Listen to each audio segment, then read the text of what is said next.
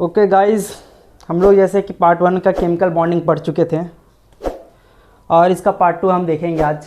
पिछले वीडियो में I think हम लोगों ने पढ़ा था, पहले हम हेडिंग दे दें, केमिकल बॉन्डिंग। ठीक है, पिछले वीडियो में हम लोगों ने देखा था ऑक्टेट का फॉर्म,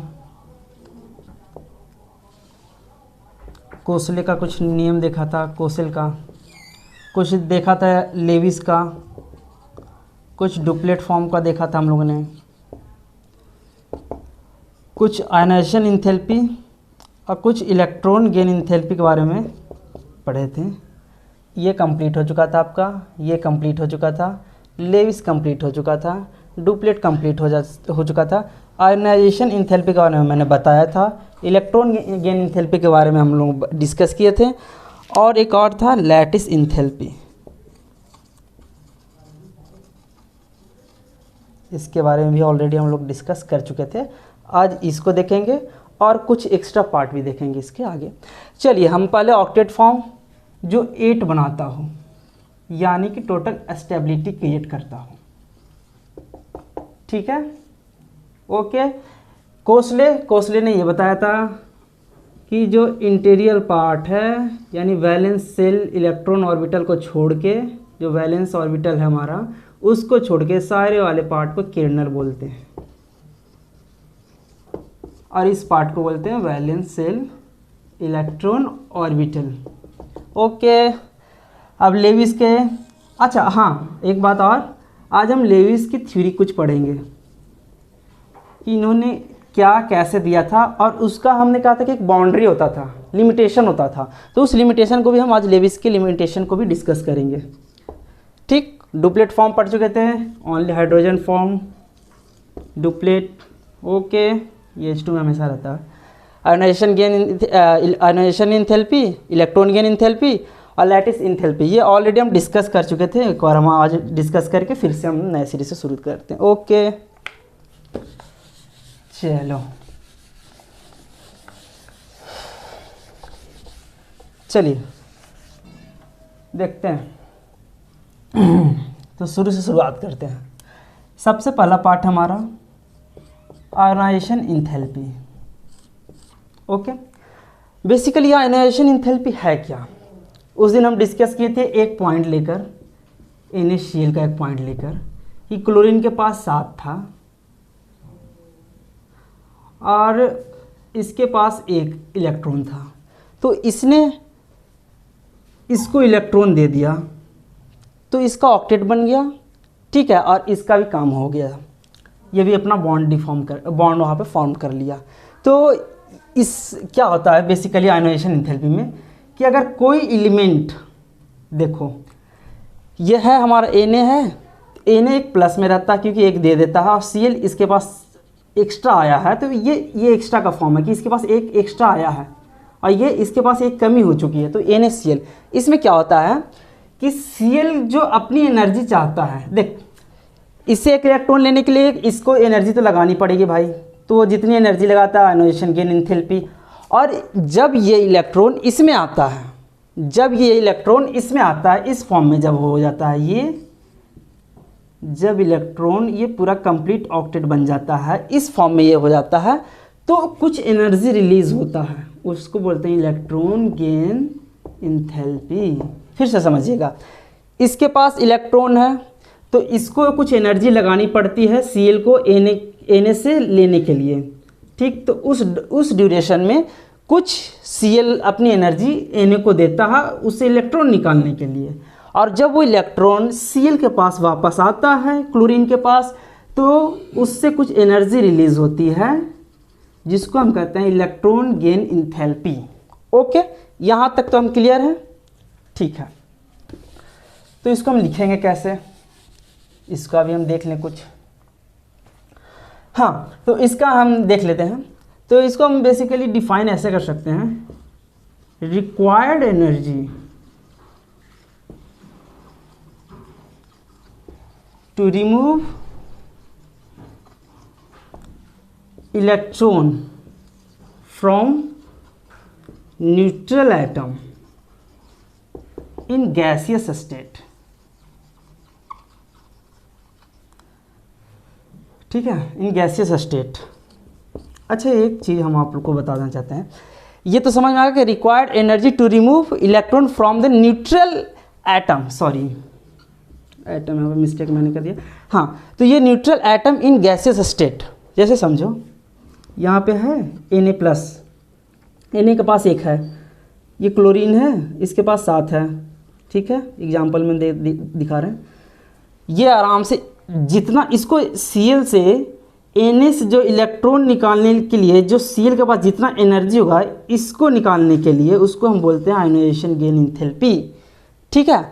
तो इसको हम बेसिकली डिफाइन करते हैं। मान लो कोई X है, X एटम है जो गैसियस स्टेट में, सॉरी गैसियस स्टेट में नहीं कहो, एक हाँ गैसियस स्टेट में मानो, क्योंकि हम गैसियस स्टेट, अच्छा गैसियस स्टेट क्यों मानते हैं? गैसियस स्टेट इसलिए मानते हैं कि कोई देखो, कोई भी हम बॉन्ड का फॉर्मेशन जब करवाते हैं ना, तो भाई समझा, ये सॉलिड सॉलिड है ना, तो सॉलिड सॉलिड उतना सही से अटैच नहीं हो पाता है, सॉलिड सॉलिड बिल्कुल इंटरमॉलिक्यूलर स्पेस बहुत कम होता है, फोर्स बहुत ज़्यादा आता है, तो हम उसको सही नहीं कर सकते, उसको और एक्सपैंड करते हैं, इसको हम लिक्विड फॉर्म में और करके गैसियस फॉर्म में, सॉरी गैसियस फॉर्म में करके एक्सपैंड करते हैं। तो यहाँ पे बहुत भयंकर चांसेस होते हैं, बहुत प्रोबेबिलिटी होती है किसी भी कंपाउंड को बॉन्ड बनाने में। ओके, तो इसलिए ये हम फॉर्म गैसियस स्टेट लिखते हैं, ठीक है। और ये भी लिख सकते हो तुम कि in gaseous and form bond, ये भी लिख सकते हो एज योर विश, इतना पर नंबर मिल जाना चाहिए यहाँ तक। ओके, तो ये गैसियस एटम है, इसका क्या, इसने एक इलेक्ट्रॉन दिया है, इसने एक इलेक्ट्रॉन दिया है, तो जाहिर सी बात है कि एक इलेक्ट्रॉन प्लस में हो जाएगा ये, क्योंकि इसने दिया है, मैंने पिछले अभी समझाया था। तो हाँ, तो इसने दिया है, तो ये इलेक्ट्रॉन लूज़ करता है भाई, ये एक इलेक्ट्रॉन लूज़ करता है गैसियस स्टेट में, तो जाके ये Na बन जाता है, तो Na क्या हो जाता है, Na+ हो जाता है, ठीक है। आयोनाइजेशन एंथैल्पी बिल्कुल सही से समझ में आया, क्लियर, ठीक। अब आते हैं हम इलेक्ट्रॉन गेन एंथैल्पी पे, इसमें भी गैसियस स्टेट लिखेंगे। गैसियस स्टेट एक ऐसा चीज़ है ना भाई, जहाँ पे सबसे भयंकर तरीके से हमारा बॉन्डिंग क्रिएट होता है, बहुत इजली क्रिएट हो जाता है, क्योंकि ना तुम सॉलिड में कर सकते हो भाई, ना लिक्विड में, लिक्विड में भी तुमको कंप्रेस करना पड़ेगा, बट गैस में, गैस फॉर्म में ना अपने आप हो जाता है। जब कम से कम एनर्जी दिया, आदमी क्या चाहता है ना कि जितना कम एनर्जी दें उतना हमको, जितना ज़्यादा इनकम दे, इनकम हो उतना ज़्यादा हमारा, सॉरी जितना ज़्यादा आउटकम हो उतना ज़्यादा हमारा इनकम हो, तो यही चाहता है आदमी, वही बात है, इसलिए हम गैसेस फॉर्म में से करते हैं। आजा, अब हमारा सेकेंड वाला है इलेक्ट्रॉन गेन एंथैल्पी। इसमें मैंने क्या बोला था कि जैसे कि एक इनिशियल हो गया, इसने एक इसको दे दिया था, जो एनर्जी इसने लगाई थी, इसने जो एनर्जी लगाई थी इसके ऑक्टेट बनने में, ठीक, तो इसके ऑक्टेट बनने में जो एनर्जी इसने Cl लगाई थी, ये हो जाता आयोनाइजेशन एंथैल्पी। और जब इसके पास ये आया, ठीक, जब इसके पास ये कंप्लीट ऑक्टेट बना Cl का, तो इससे कुछ एनर्जी निकली भाई साहब।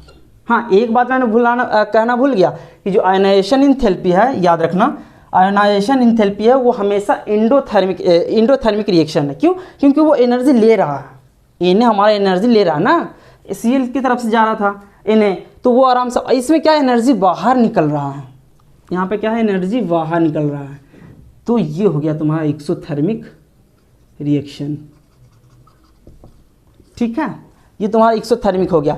तो अभी ये है ना, तो इसमें क्या होता है कि जब ये आ जाता है, कोई भी इलेक्ट्रॉन ऐड हो जाता है, तो एक एनर्जी रिलीज करता है Cl, या भी जो भी एलिमेंट हो, तो एनर्जी रिलीज करता है, इसको हम बोलते हैं इलेक्ट्रॉन गेन एंथैल्पी, ठीक है। आइए हम देखते हैं इसको,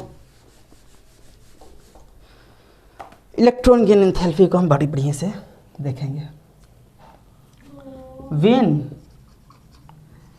any electron added in the compound, compound कहो या एटम कहो, एटम इन गैसियस स्टेट,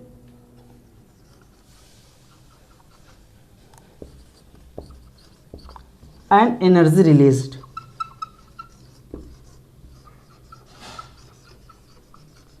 ठीक है, समझ में आ रहा है ना। When any electron added in the compound या atom in a gaseous state and energy released, जैसे कि यहाँ पे मैंने बोला था कि Na है, Cl है, Cl के पास 7 है, Na के पास, सोडियम के पास 1 है, तो इसने 1 दिया। ठीक, तो इसने अपनी क्षमता से इससे 1 लिया, वो हो गया इलेक्ट्रॉन गेन इंथैल्पी, क्योंकि इसने एनर्जी इसको दिया, इससे इलेक्ट्रॉन लिया, सॉरी ये वो हो गया आयोनाइजेशन इंथैल्पी। और ये जब ये इलेक्ट्रॉन इसमें आया तो कुछ एनर्जी रिलीज हुआ, तो वो हो गया तुम्हारा इलेक्ट्रॉन गेन इंथैल्पी। ओके, तो इसको हम रिप्रेजेंट कैसे करते हैं कि जैसे कोई एटम है Y, गैसियस स्टेट में है, उसको 1 इलेक्ट्रॉन दिया हमने और उससे कोई एक कंपाउंड बनना Y। ठीक है, ये हमारी रिप्रेजेंटेशन हो गया।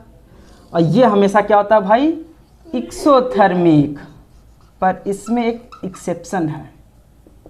ये हमेशा क्या होता है, एक्सोथर्मिक, यहाँ ध्यान देना भाई, ये हमेशा एक्सोथर्मिक होता है, एक्सेप्ट एक्सोथर्मिक बोले तो ये एनर्जी रिलीज करता है ना, एनर्जी रिलीज करता है, क्योंकि इसके पास 1 इलेक्ट्रॉन आया तो एक एक्साइटेड अवस्था में चला जाता है, जिसके कारण एनर्जी रिलीज होता है। तो हम बोलेंगे इसको एक्सोथर्मिक, एक्सोथर्मिक चेंज या रिएक्शन, जो भी आप बोल लो।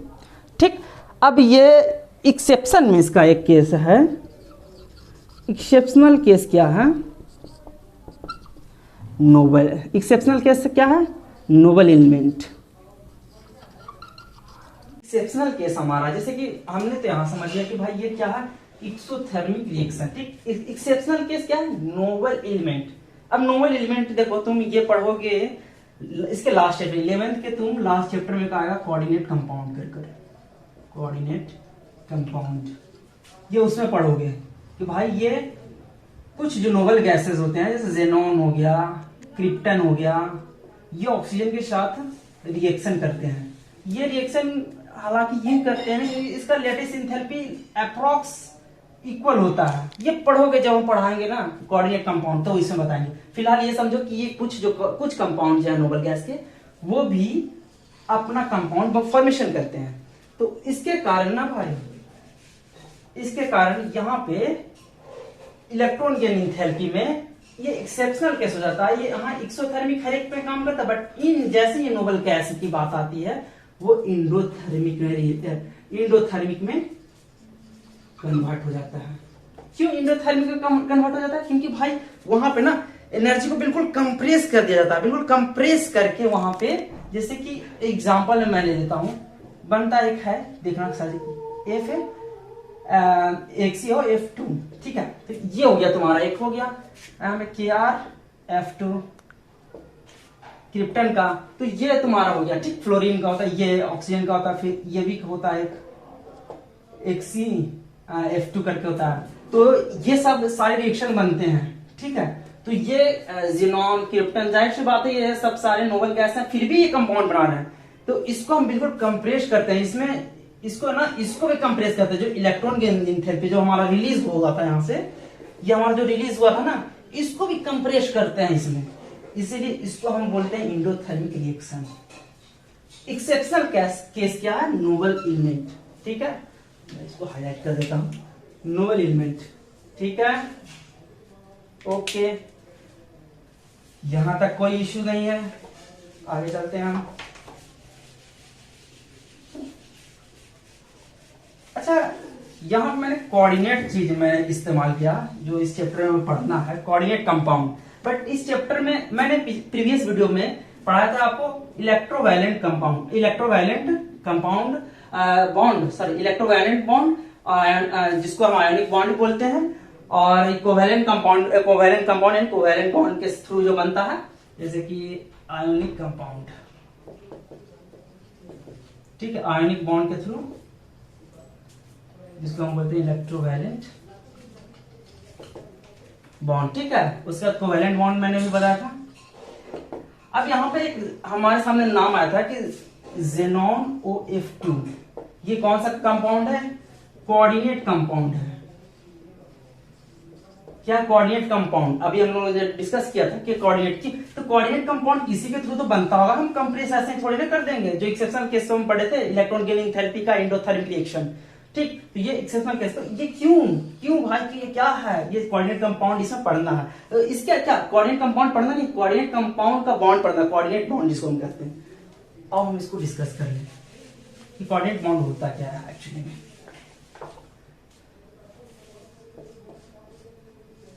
कोऑर्डिनेट बॉन्ड, तो कोऑर्डिनेट बॉन्ड का ना दोस्त कि दो केस हम देखते हैं यहाँ पे। कोऑर्डिनेट बॉन्ड, कोऑर्डिनेट बॉन्ड का हम दो केस देखेंगे। पहला कि ये कैसे बनता है, ऐसा थोड़ी ना होता कि कुछ भी फॉर्मेशन हो जा रहा है। देख क्या होता है एक्चुअली में, क्या होता है भाई कि जैसे कि ओजोन O3 पढ़े हो, जैसे जहाँ पढ़ते हो 6 से 5 से पढ़ते हैं, और O3 ओजोन लेयर डिप्लीशन हो रही है, तो O3 इसको ओजोन लेयर कहते हैं। तो ये O3 जो होता है, ये देख लेविस डॉट, प्रीवियस वीडियो में मैंने कुछ बताया था लेविस डॉट के बारे में कैसे बनता है। तो इसके पास ऑक्सीजन के पास कितना हो गया, 7 हो गया, 4 6 हो गया, सॉरी ऑक्सीजन के पास 6 हो गया, क्योंकि 2 6, ठीक है 8 होता है टोटल ऑक्सीजन का। ओके, तो अब यहाँ पे एक ऑक्सीजन यहाँ पे रहा, उसका भी हम ऐसे ही बना ले भाई। एक ऑक्सीजन यहाँ पे रहा, उसका भी हम ऐसे ही बना ले, ये O3 का बन रहा है, ठीक है। अब यहाँ पे तुम देखोगे कि इसको हम इरेज कर देते हैं, इसको पेयर बना देते हैं, क्योंकि ऐसे नहीं बन पाएगा दोस्त। तो इसमें तुम यहाँ पे देख पाओगे कि इसको 2 चाहिए, इसको 2 चाहिए, तो ये आराम से दोनों बॉन्ड बना लेगा। इसके भी 8 ऑक्टेट कंप्लीट, इसके भी 8 ऑक्टेट कंप्लीट, ये बेचारा रह गया लल्लू पल्लू। तो ये यहां से ना हम लोग एक छोटा सा बॉन्ड ले आते हैं, जो हम ऐसे शाइन करते हैं, तो इसको हम कहते हैं बस कोऑर्डिनेट बॉन्ड। इसमें क्या होता है, इसमें देखो क्या होता है, इसका लोन पेयर जो होता है इसके साथ शेयर करता है, ठीक है। जो इसका लोन पेयर होता है ना, इसके साथ शेयर करता है। तब तुम कहोगे भाई इसका लोन पेयर इसके साथ शेयर करते, इसका भी लोन पेयर नहीं। इसमें कंडीशन है कोऑर्डिनेट बॉन्ड में कि इसका लोन पेयर जो तुम्हारा कंप्लीट ऑक्टेट स्टेबल एटम है, उसका लोन पेयर इसके साथ रिएक्शन कर सकता है, मतलब कंपाउंड बना सकता है, बट इसका लोन पेयर इसके साथ कोई हलचल नहीं कर सकता, ठीक।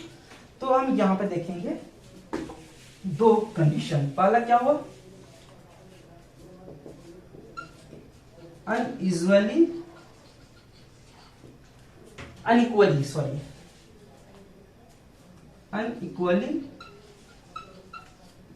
अटैच्ड या बॉन्डेड इलेक्ट्रॉन। बिल्कुल इक्वल नहीं होगा, क्योंकि एक ये देगा तो एक ये देगा, नहीं, बिल्कुल नहीं। जैसे कि हम लोगों ने देखा था कि एक दे रहा है, बस देगा, लेगा नहीं, तो ये अनइक्वली अटैच्ड होता है। और क्या होता है, from the lone pair of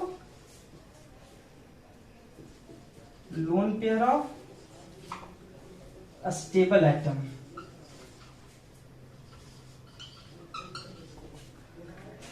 from the lone pair, दूसरा वाला मार्कर ब्लू,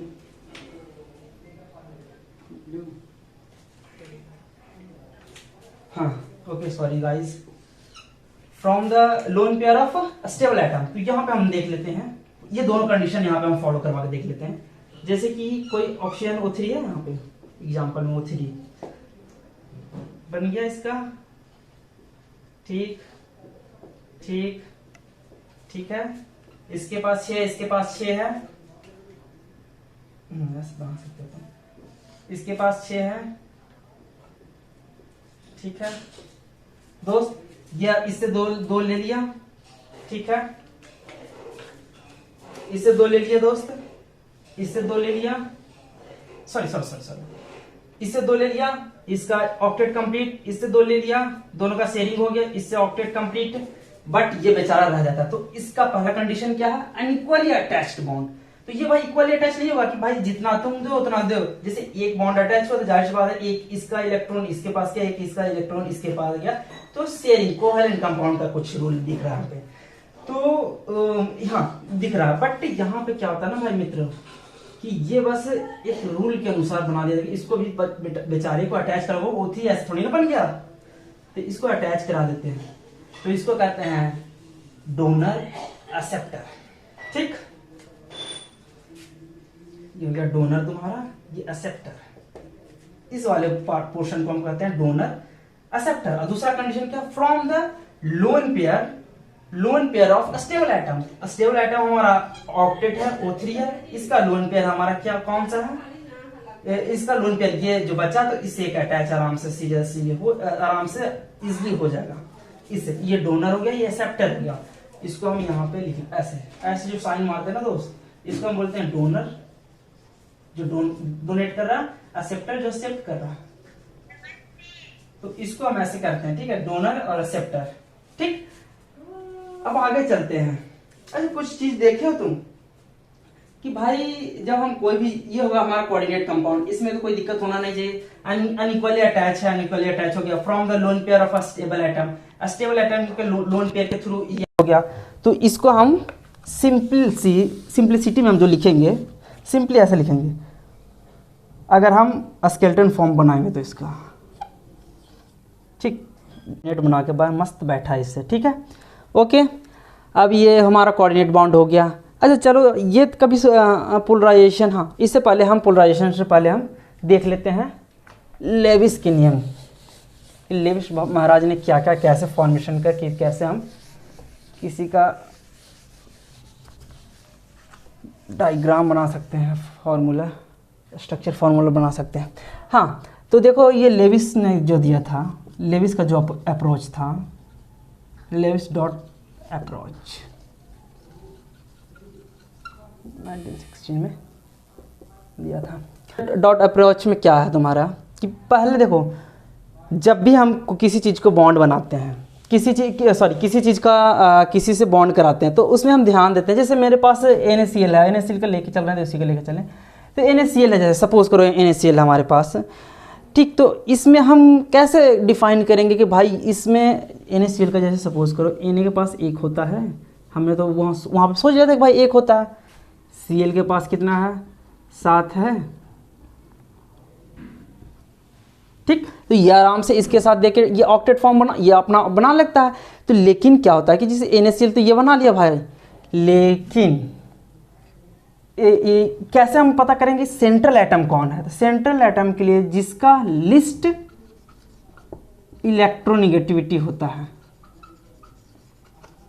चलो इसको हम स्टेप वाइज में ही कर देते हैं, हटाओ, इसको हम स्टेप वाइज में ही कर देते हैं। कैसे हम लेविस डॉट स्ट्रक्चर बनाते हैं।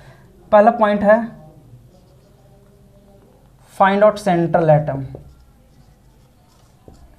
सेंट्रल एटम, हाँ, सेंट्रल एटम फाइंड आउट कैसे करेंगे, जो सबसे कम इलेक्ट्रोनिगेटिविटी होगी जिसको उसी से हम फाइंड आउट करेंगे क्या, सेंट्रल एटम को।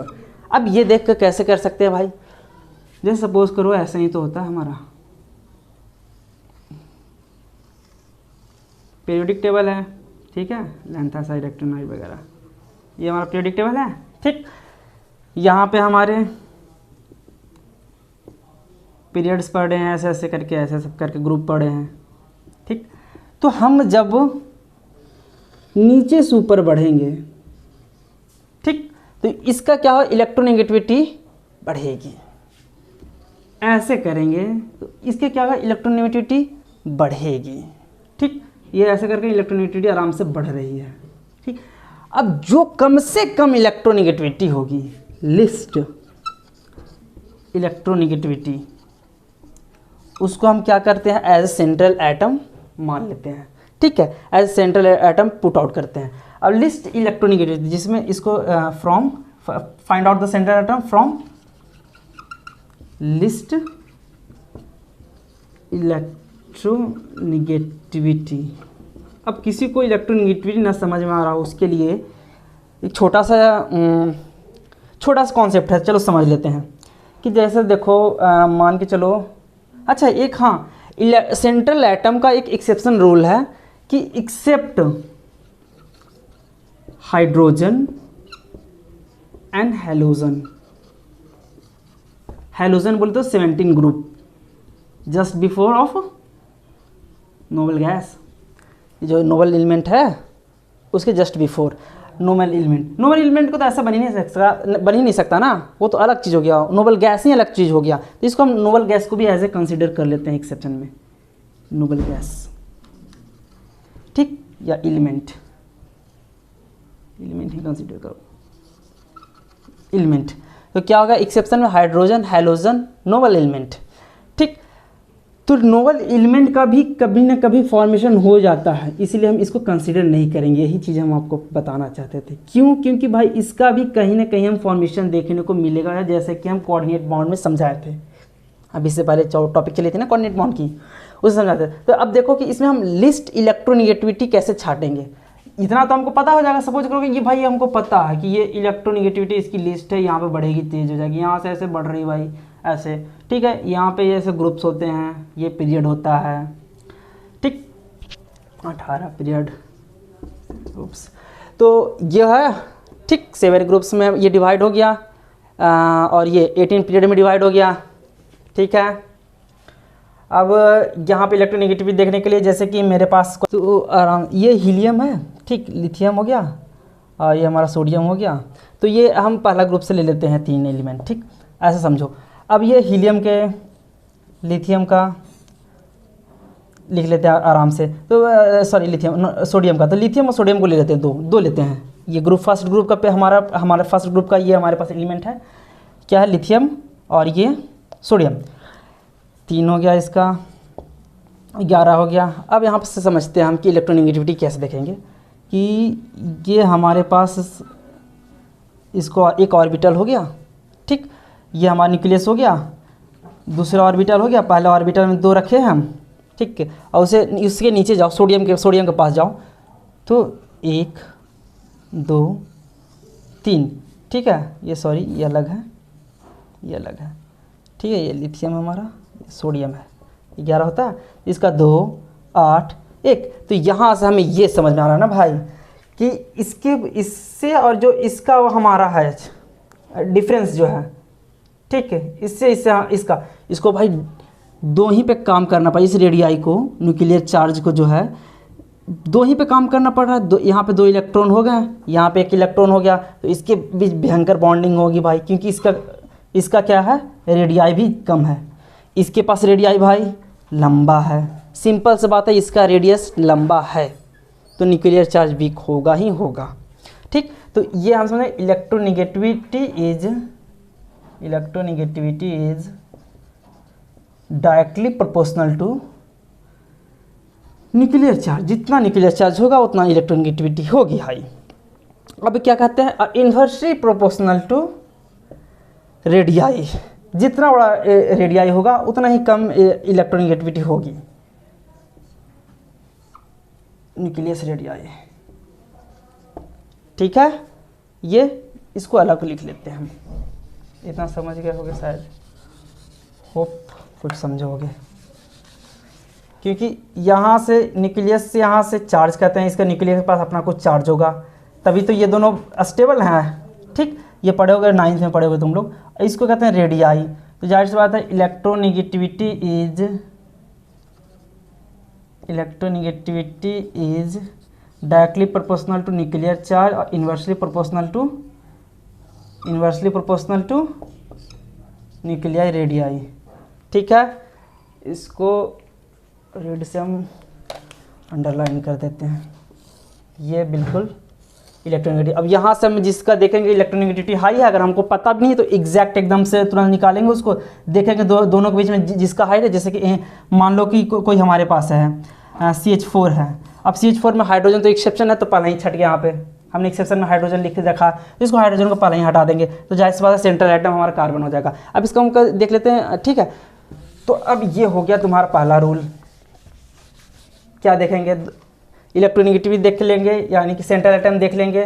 दूसरा रूल हम क्या करेंगे, दूसरा रूल भाई साहब हम करेंगे, हाँ, स्केलेटन क्रिएट करेंगे। कितना स्केलेटन है जैसे कि हम बताते हैं अभी। और थर्ड वाला में क्या करेंगे, जो लोन पेयर बचेगा उसको डोनेट करेंगे, डिनोट करेंगे, डिनोटेड लेफ्ट लोन पेयर, ठीक है। पहला क्या करेंगे, फाइंड आउट सेंट्रल एटम। कैसे फ्रॉम द लिस्ट इलेक्ट्रोनेगेटिविटी, वो कैसे, वो हम पीछे अभी समझाए हैं, जो अंडरलाइन करवाए थे। जिसका न्यूक्लियर रेडियाई ज़्यादा होगा उसका इलेक्ट्रोनेगेटिविटी कम होगी, इन्वर्सली प्रोपोर्शनल होता है, न्यूक्लियर चार्ज के डायरेक्टली प्रोपोर्शनल होता है इलेक्ट्रोनेगेटिविटी। किसी भी आइटम को हम आराम से निकाल लेंगे। तो यहाँ से हम सेंट्रल आइटम फाइंड आउट कर लिए, स्केलेटन क्रिएट कर लेंगे। स्केलेटन कैसे क्रिएट करेंगे वो देख लेते हैं अभी। जैसे सपोज करो यहाँ पे एक आइटम है, एक कंपाउंड है CH4 का, ठीक है। अभी हमने एग्जांपल लिया था, कार्बन के पास कितने होते हैं, 4 होता है, ठीक। हाइड्रोजन कितने हैं, 4 है। पहला रूल देखते हैं कि इसमें सेंट्रल एटम कौन है। भाई पहला हम देखें कि इसमें सेंट्रल एटम, तो इसके अनुसार तो हाइड्रोजन होना चाहिए था सेंट्रल एटम, तो नहीं, क्यों नहीं हो सकता ऐसा, क्योंकि एक्सेप्ट मैंने लिख रखा ना, एक्सेप्शन में हमारा हाइड्रोजन और हाइड्रोजन, एक्सेप्शनल केस है हाइड्रोजन हाइड्रोजन। हाइड्रोजन बोले तो ये हमारा 17 period, 17 groups, sorry 17 groups, 17 groups के क्यों हमारा हाइड्रोजन एक्सेप्शन में आता है, क्योंकि ये ना बहुत इजीली किसी को इतना हाई इलेक्ट्रोनेगेटिविटी इसकी पार्टिकल्स होते हैं कि आराम से डिनोटिंग नेचर में होता है। ये बिल्कुल तुरंत डिनोट कर देगा। जैसे कि समझो, इसका एक एग्जांपल समझो, जैसे NaCl कंपेरिजन में देखो, इसके पास 7 था, आराम से ये किसी को भी हाईली ले लेता है, एक्सेप्टिंग कर लेता है, नेचर में होता है, तो ये हाइड्रोजन फॉर्म होता है। ये साल्ट बहुत भयंकर बनाता है भाई। इसके जितने ग्रुप हैं ग्रुप 17 के, वो बहुत ज़्यादा साल्टिंग इन नेचर होते हैं। हाइड्रोजन का मतलब ही होता है साल्टिंग इन नेचर, ठीक है। तो ये जितना जल्दी हो सके वो एक्सेप्ट कर लेते हैं, किसी चीज़ को आराम से घुल मिल लेते हैं, क्योंकि इसका 7 होता है, इसको 1 चाहिए, तो किसी से आराम से कंपाउंड बना ले, इसलिए एक्सेप्शनल केस है ये हाइड्रोजन और हाइड्रोजन। तो यहाँ से हम लोगों ने अब यहाँ फिर अब आते हैं यहाँ पे, come to the point. CH4 हमारे पास एक क्या है, कंपाउंड है, ठीक। इस कंपाउंड में पहले हम क्या करेंगे, सेंट्रल एटम फाइंड आउट करेंगे। सेंट्रल एटम कौन सा भैया, हाइड्रोजन नहीं हो सकता क्योंकि एक्सेप्शनल केस है, तो कार्बन निकल के बाहर आया। कार्बन में पहले क्या करेंगे, स्केलेटन बना लेंगे। स्केलेटन बनाने के लिए पहले कार्बन को देख लेते कितना लोन पेयर है, 4 लोन पेयर इसके होते हैं, और हाइड्रोजन के 1 लोन पेयर होता है। तो इसको क्या चाहिए, 2 चाहिए, इससे 1 मांगा, इससे 1 मांगा, और हाइड्रोजन को भी क्या चाहिए, हाइड्रोजन इसको 4 चाहिए, इसको इससे मांगा, इससे मांगा। हाइड्रोजन को कितना चाहिए भाई, 2 चाहिए, 2 आराम से डुप्लेट बना लिए, और ये आराम से ऑक्टेट बना लिया। इसको हम देखते हैं इरेज करके, ये पॉइंट आउट नोट कर लो, skeleton and denote the left lone pair. अगर ये जरूरी नहीं है कि अगर लोन पेयर बचे तो नहीं बचा लेफ्ट, अगर बचे तब डोनेट करना है, डिनोट करना है, नहीं तो ऐसे डोनेट नहीं कर सकते हैं। डोनेशन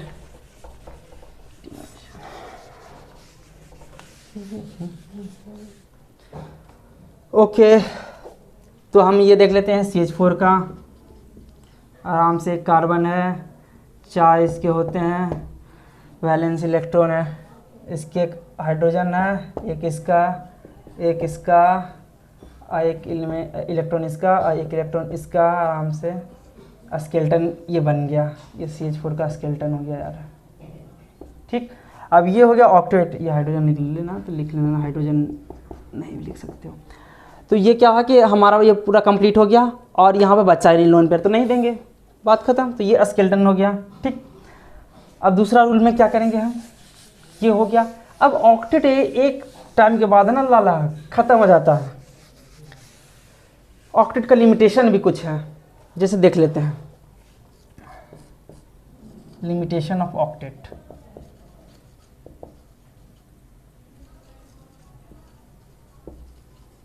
सबसे पहला हम देखेंगे लिमिटेशन एक्सेप्शनल को छोड़ के, एक्सेप्शनल हमने देखा था हाइड्रोजन को छोड़ के, ठीक है। लिमिटेशन ऑक्टेट रूल पहले तो सबसे पहले कहाँ काम नहीं करेगा, नोबल गैस में। नोबल गैस में काम करेगा, नोबल एलिमेंट में नहीं, not applicable for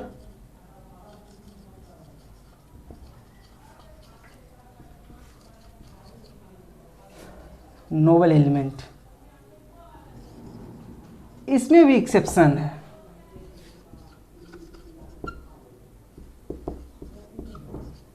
xenon, krypton, ये दोनों ना आयोनाइजेशन इंथैल्पी कारण बॉन्डिंग बनाने लगे हैं। ये पढ़ोगे लास्ट चैप्टर में, जो कोऑर्डिनेट बॉन्ड पढ़ा है उसके कोऑर्डिनेट कंपाउंड भी मिलेंगे इसके, ओके। दूसरा क्या है, सेंट्रल एटम का इलेक्ट्रॉन, इनकम्प्लीट, ठीक है, इसका इनकम्प्लीट सेंट्रल एटम इलेक्ट्रॉन। अब जैसे देखते हैं इसका क्या, इस ये कहने का मतलब क्या हुआ कि जैसे कि यहाँ पे मैंने हमने NaCl का H2O भी एक देख लेते हैं, सॉरी CH4 का देखा, तो कार्बन आराम से बन गया भाई। तो इसका भाई आराम से 8 कंप्लीट था, इधर से हाइड्रोजन से 1, इधर से हाइड्रोजन 4 था, 4 हाइड्रोजन से लेके ऑक्टेट कंप्लीट किया था। लेकिन इनकम्प्लीट सेंट्रल एटम कभी कभी क्या होता है, जैसे एग्जांपल में ले लो LiCl, लिथियम क्लोराइड। लिथियम का क्या होता है, 3 होता है, और क्लोरीन का 7 होता है, एज यू नो डैट। अब इसका देखते हैं, मुँह सूख रही है, इसका देखते हैं हम लोग कि Li लिथियम का है ये। अब लिथियम के चारों ओर हम बना लेते हैं भाई, 1 दे दिया, 2 दे दिया, 3 दे दिया। क्लोरीन तो हो नहीं सकता क्योंकि मैंने हाइड्रोजन को एक्सेप्शन में डाला है, तो क्लोरीन ये हो गया सेंट्रल एटम, ये लिथियम हो गया। इस बात क्लोरीन सेंट्रल एटम होगा नहीं, एक्सेप्शन में हम लोग लिख रखे थे पिछले वाले में कि हाइड्रोजन और क्या कहते हैं, हाइड्रोजन को हम वो नहीं मानेंगे हम कि ये हमारे क्या कहते हैं ऑक्टेट रूल में आते हैं, सेंट्रल एटम के आते हैं, ठीक। तो ये यहाँ पे 3 हो गए इसके लिथियम के, क्लोरीन हो गया एक, तो क्लोरीन के 7 होते हैं, हम यहाँ पे डोनेट कर देते हैं, यहाँ पे डोनेट करते हैं, और डोनेट के बाद देखेंगे रिप्रेजेंट करने के बाद कि एक अगर हम इसको देते हैं, ठीक, इसका तो ऑक्टेट कंप्लीट हो जाएगा। अब भाई साहब तुम्हारा सेंट्रल एटम का तो कुछ कंप्लीट ही नहीं हुआ, इसके पास 4 आया, उसको तो 3 चाहिए, तो इनकम्प्लीट तो रह गया यार, वो दिया लिया कहाँ, बात ख़त्म। वो अगर बॉन्ड बनाता है तो इसके पास 4 ही आता है, ये ऑक्टेट कहाँ पूरा किया, नहीं किया ये ऑक्टेट पूरा, ये ऑक्टेट पूरा नहीं करते हैं। ऐसे ही BCl2 के साथ है, BCl के साथ है, सॉरी BH2 के साथ है, ऐसे भी सेम केस इसके साथ है। Thank you.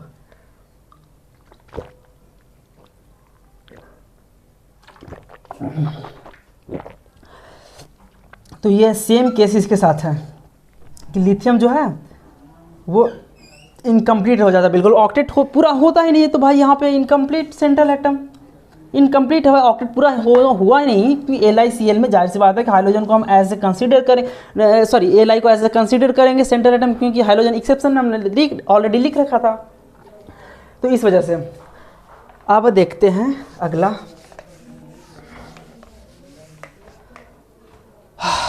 अगला क्या है, ऑड इलेक्ट्रॉन एटम।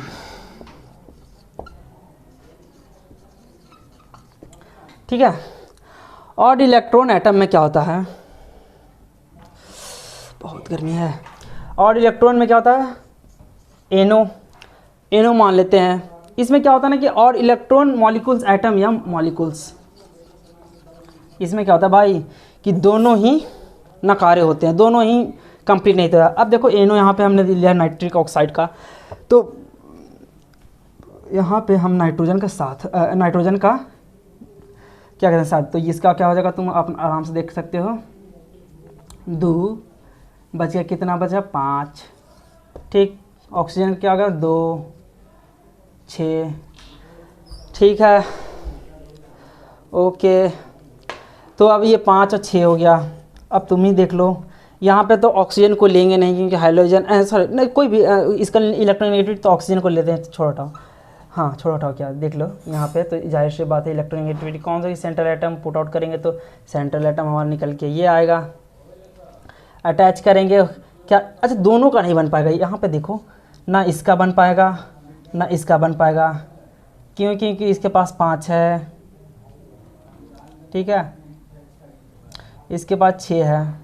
अगर ये इससे लेता है 2 तो इसको 2 देता है तो 5 2 7 ही होगा, ऑक्टेट ना इसका कंप्लीट हुआ ना इसका कंप्लीट हुआ। तो odd electron atom molecules never limited the octet formula, ठीक है। अब अगला देखते हैं, अब देखते हैं चौथा पॉइंट। हम चौथा पॉइंट क्या हो गया, एक्सपेंडेड फॉर्म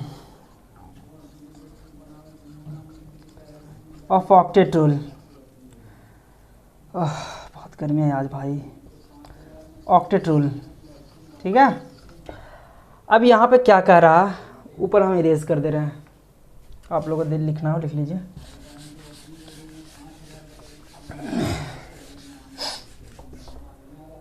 हाँ, तो expanded form of octet rule, इसमें क्या होता है भाई, हम लोगों ने 2-3 चीज़ देखा। पहले नोबल गैस का देखा, इनकम्प्लीट सेंट्रल एटम देखा, फिर हम लोग ऑड एटम इलेक्ट्रॉन मॉलिक्यूल्स देखा, फिर expanded form of octet rule. अब इसमें क्या होता है, इसमें क्या होता है ना कि सेंट्रल एटम के पास मात्रा से अधिक एटम आ जाते हैं। देखो ये कैसे होता है भाई, हमारे पास मान लो एग्जांपल है PF5 तो इसमें हम सेंट्रल एटम कैसे चूज करेंगे, बाई लेविस डॉट स्ट्रक्चर के अनुसार सेंट्रल एटम लिस्ट कौन सा है, जाहिर सी बात है ये है। तुमको पता है सबसे हाईली जो इलेक्ट्रोनेगेटिव होता है ना, ये 3 एटम होते हैं, ठीक है, फ्लोरीन, ऑक्सीजन, नाइट्रोजन। फोन हमेशा याद रखना, जो फोन होता है हाईली इलेक्ट्रोनेगेटिविटी होती है इसके पास, जो हाइड्रोजन बॉन्डिंग बनाता है। ये हाइड्रोजन बॉन्डिंग पढ़ेंगे इसी में लास्ट में है, ठीक है, इतना याद रखना। तो जाहिर सी बात है कि ये हाईली इलेक्ट्रोनेगेटिविटी है फ्लोरीन, तो ये हो नहीं सकता। अब यहाँ पर फास्फोरस आराम से हम लेते हैं, सेंट्रल एटम, सेंट्रल फास्फोरस का कितना होता है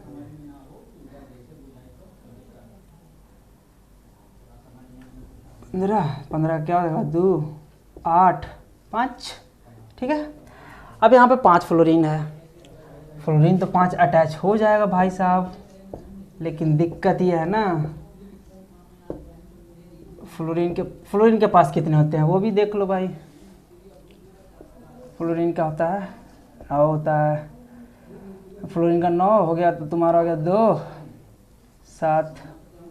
जाहिर सी बात है कि ना इसका हम अगर कंप्लीट करने बैठे तो कंप्लीट तो हम भाई साहब कर लेंगे, बट इसके पास 10 नहीं हो जाएगा, 1 2 3 4 5 और अधिकतर आ जाएंगे, ठीक। तो ये भाई बात यहाँ पची नहीं, क्यों, क्योंकि एक्सपेंडेड फॉर्म हो गया ना, इसका बन पा रहा है क्योंकि ऑक्टेट 8 एटॉमिक नंबर से ज़्यादा हो जा रहा है हमारे पास, ऑक्टेट कंप्लीट ही नहीं हो पा रहा है ना, ऑक्टेट से ज़्यादा हो जा रहा है। अब अगला एग्जांपल देख लो ना, अगला एग्जांपल क्या है, SF6 देख लो, सल्फर के पास कितना होता है, जाहिर सी बात है कि ये सेंट्रल एटम होगा नहीं, सल्फर सेंट्रल एटम होगा, सल्फर के पास 6 होता है, इसमें भी वही कंडीशन, इसके 12 बन जाएंगे फ्लोरीन के अनुसार, ठीक है, फ्लोरीन के अनुसार इसके 12 बन जाएंगे। तो ये SF6 भी तो नहीं कर पाता, ये कंपाउंड भी लेविस डॉट स्ट्रक्चर के बाहर है, तो इसमें लेविस महाराज फंस गए। क्यों, क्योंकि भाई अब ये भी एक्सपेंडेड फॉर्म, तो 3-4 फॉर्म हमने देख लिया।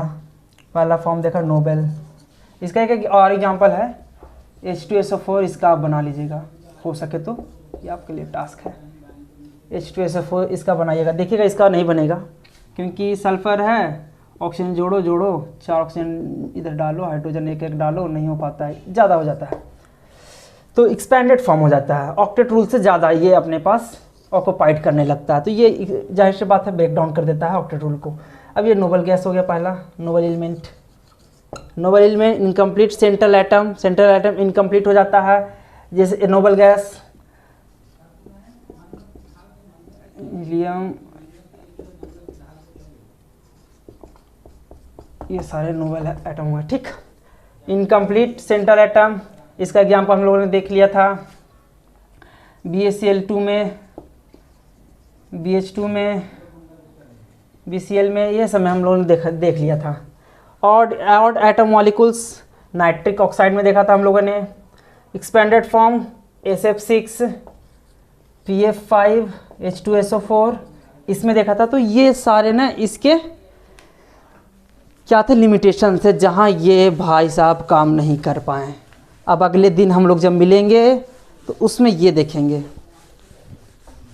इसमें हम पढ़ेंगे बॉन्ड पैरामीटर, ठीक है, बॉन्ड पैरामीटर सही से लिख लेते हैं, parameter, formal charge, valence bond theory, ठीक, ये देख लेंगे।